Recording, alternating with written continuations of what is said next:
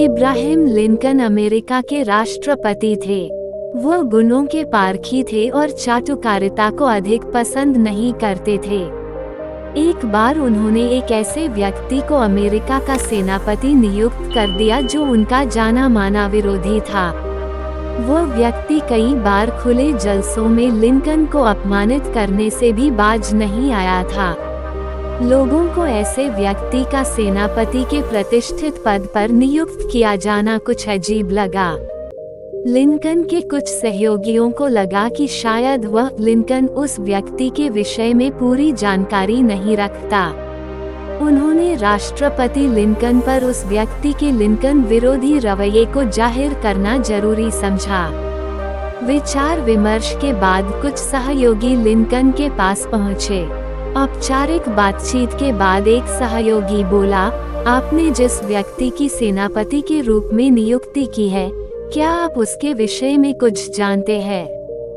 हाँ, मुझे पता है कि वह व्यक्ति कट्टर राष्ट्रवादी है।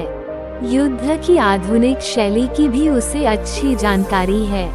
मुझे आशा ही नहीं बल्कि विश्वास है कि उसके कार्यकाल में हमारे देश की सेना अत्यधिक सुदृढ़ और सशक्त बन पाएगी। राष्ट्रपति लिंकन ने उत्तर दिया, लेकिन शायद आप यह नहीं जानते होंगे कि वो व्यक्ति आपका विरोधी है। वो कई सभाओं में आपके विचारों से असहमति जाहिर कर चुका है। कुछ सभाओं में तो उसने आपके लिए आपत्तिजनक शब्द भी प्रयोग किए हैं। एक अन्य सहयोगी ने लिंकन को जानकारी दी। उस सहयोगी की बात सुनकर लिंकन मुस्करा दिया, फिर बोला, मैं जानता हूँ कि वह व्यक्ति मेरा विरोधी है, लेकिन क्या तुम इस बात से इनकार कर सकते हो कि वह पक्का देशभक्त तथा निपुण प्रशासक है? सभी सहयोगी उस व्यक्ति की देशभक्ति और प्रशासकीय कुशलता के कायल थे। सभी ने लिंकन की बात से सहमति जाहिर की।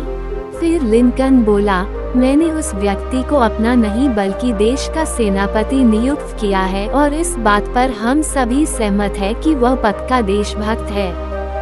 देश को तो देशभक्तों की जरूरत है, लिंकन भक्तों की नहीं।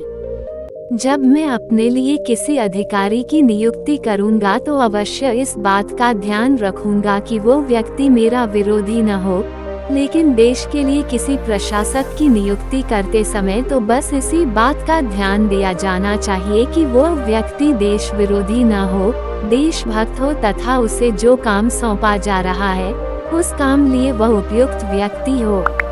मेरा तो यह मत है कि यदि मैं योग्य व्यक्ति को केवल इसलिए उपयुक्त पद नहीं देता क्योंकि वह मेरा विरोधी है, तो वास्तव में देश की जनता ने मुझे जो अधिकार दिए हैं, जो मुझ पर विश्वास किया है, यह उन अधिकारों का दुरुपयोग है, जनता से विश्वासघात है।